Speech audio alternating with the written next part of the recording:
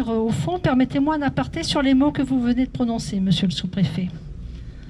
En vous écoutant évoquer l'engagement, la conviction, l'incarnation, j'ai cru reconnaître, sans doute malgré vous, l'esquisse d'un acronyme bien connu de notre quotidien, celui qui structure en bonne partie nos réunions de travail. E, C, I. Il ne manquait qu'une lettre pour que ce triptyque devienne une maison commune, et pas les moindres, le P de PCI, Établissement public de coopération intercommunale. Mais je ne peux m'empêcher d'y ajouter une lettre supplémentaire. Ce sera le A. Le A d'agilité. Comme méthode de travail, ma méthode, celle qui guide toutes mes décisions et que je souhaite guide la décision de l'ensemble des services. Il faut reconnaître que vous m'y incitez, monsieur le sous-préfet, puisque vous venez de développer votre action avec un A et de dévoiler votre personnalité avec un P. Alors pour le P, je vais vous en livrer 3 pour le prix d'un. Pour décrire cette EPCI vertueux. Vous l'avez dit, on en parle souvent. Le P, je vous le confie bien volontiers ce soir, et même tant ce territoire n'a que l'embarras du choix, je vous en propose 3, comme je vous le disais. Le P de proximité, d'abord. Un EPCI qui fonctionne est un EPCI qui n'oublie jamais que derrière chaque compétence transférée, il y a un habitant qui attend un service. Le P de précurseur, et précurseur, c'est un mot que vous avez employé. J'y reviendrai car il mérite qu'on s'y attarde. Le P du pragmatisme, enfin, si l'action se juge au résultat plus qu'au discours. Vous voyez, monsieur le sous-préfet, il vous en manquait, hein? Je vous en rends 3, et c'est cela, je crois, l'esprit de coopération territoriale. La communauté de communes Alpes-Provence-Verdon, source de lumière, est aujourd'hui un modèle, et je pèse ce mot. Un modèle d'équilibre entre des communes aux réalités parfois différentes, de gouvernance apaisée, de mutualisation réussie des moyens et des projets. Cet équilibre n'est pas un hasard. C'est le fruit d'un travail patient, exigeant, mené avec constance par les élus qui la portent, souvent loin des projecteurs. Et surtout, cette communauté de communes, la CCAPV, maintenant vous m'autorisez à le dire comme ça, s'est donné les moyens de son ambition. Elle s'est dotée d'outils de pilotage des politiques publiques territoriales qui lui permettent de ne pas subir son développement, mais au contraire de le construire. C'est un EPCI vertueux.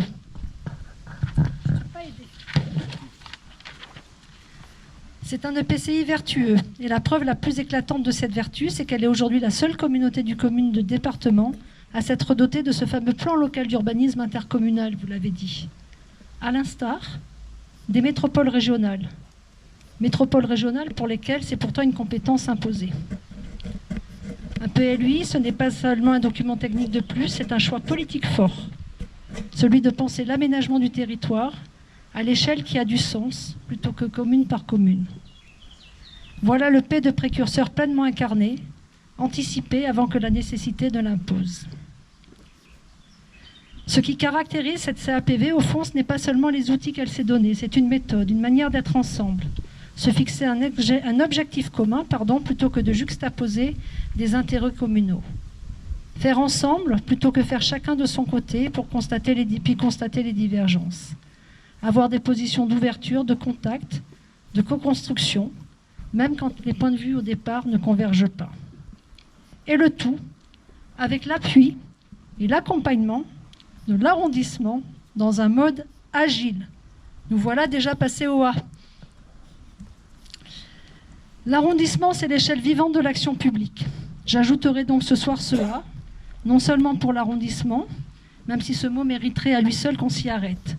On présente parfois l'arrondissement comme un simple échelon administratif hérité de l'histoire. C'est oublier tout ce qu'il est devenu et vous l'avez parfaitement décrit. Le lieu où l'État se tient au plus près des maires, des projets, des difficultés des quotidiens. Et chacun sait ici que l'arrondissement de Castellane et la CCAPV ne sont en réalité que deux visages d'une même ambition territoriale, les deux échelles d'une même volonté d'agir ensemble. L'un porte la légitimité de l'État de proximité, l'autre la légitimité des élus qui font vivre le territoire au quotidien. Ensemble, ils forment un binôme qui fonctionne. Le A que je veux surtout mettre en avant ce soir, c'est celui de l'agilité. L'agilité, c'est cette capacité à penser autrement l'action publique et à accompagner les projets par une politique de l'impact. Ça fait techno, mais c'est quand même le plus efficace. De la réussite, en se positionnant au plus près du porteur de projet. Cette agilité, elle ne s'improvise pas. Elle se construit réunion après réunion, compromis après compromis, clarté avec clarté, entre les élus et des partenaires institutionnels qui ont appris à se faire confiance. J'irai même plus loin. Pour moi, le recours au pouvoir de dérogation du préfet traduit souvent à mes yeux un manque d'agilité en amont.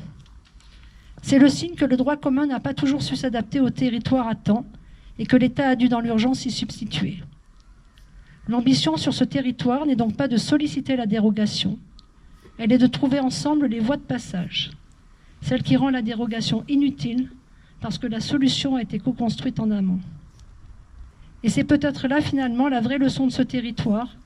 La proximité et l'ambition ne s'opposent pas, elles s'articulent, à condition d'avoir l'agilité pour les faire tenir ensemble. Proximité, agilité, voilà donc le P et le A pleinement incarnés, l'un dans les institutions, l'autre dans la méthode. Mais aucune méthode, aussi agile soit-elle, ne vaut si elle oublie pour qui elle est mise en œuvre. Il est temps à présent de vous dévoiler une troisième lettre que je ne vous avais pas annoncée.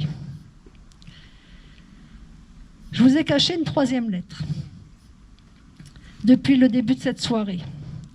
Vous vous souvenez du P pour le PCI, vous vous souvenez du A pour l'arrondissement et l'agilité. J'aurais pu céder à la tentation du V pour Verdon, pour Alpes-Provence-Verdon, pour la vertu, pour la valeur. Jouant sur les mots et les acronymes, il aurait quand même manqué une lettre pour notre département. J'ai donc choisi le H. Le H, lui, referme la boucle. Avec le P et le A, il compose dans le désordre les trois initiales mêmes de notre irrésistible département, les Alpes de Haute-Provence. Ah, vous m'avez tenté pour jouer, hein. Mais le H, c'est aussi celui de ses habitants, monsieur le sous-préfet. Vous l'avez rappelé. Comment l'administration peut-elle se rendre utile à son territoire, l'accompagner au mieux?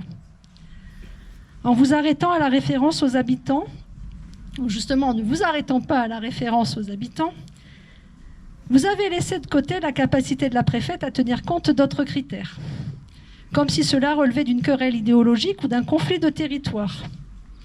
Permettez-moi d'y revenir pour être tout à fait clair.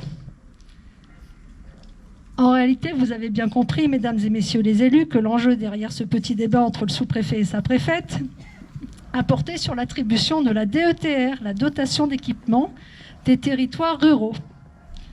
Cette dotation qui a pour finalité de compenser les inégalités territoriales et de garantir, y compris en zone rurale, surtout en zone rurale, l'accès de tous aux services publics.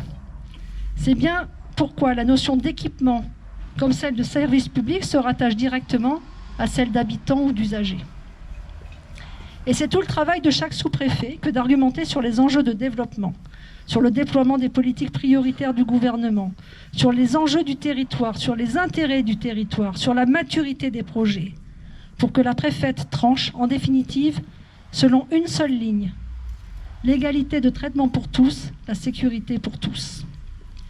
En réalité, votre liberté, monsieur le sous-préfet, je pense, n'a fait que révéler toute l'harmonie qui règne au sein de notre corps préfectoral, harmonie avec un H. Alors vous avez parlé de beaucoup de sujets, de l'hiver en parlant de la neige, peut-être même de l'hôpital, de votre humeur. Je retiendrai le mot H, moi, pour l'hommage et pour le plaisir de vous saluer. Hommage à la dynamique de ce territoire, à ses acteurs économiques, à ses habitants. Hommage au travail d'une équipe de sous-préfecture, dans ses missions d'arrondissement comme dans ses missions départementales. Je pense à la ruralité, à la mission France Service, aux compétitions sportives, au handicap, encore un H. Et je ne peux enfin oublier le H des harkis, dont vous avez été le défenseur auprès du président de la République jusqu'à en épouser la cause. Alors merci, monsieur le sous-préfet, ainsi qu'à votre reine Jeanne, pour votre accueil ce soir, votre engagement et celui de vos équipes au quotidien. Je vous remercie.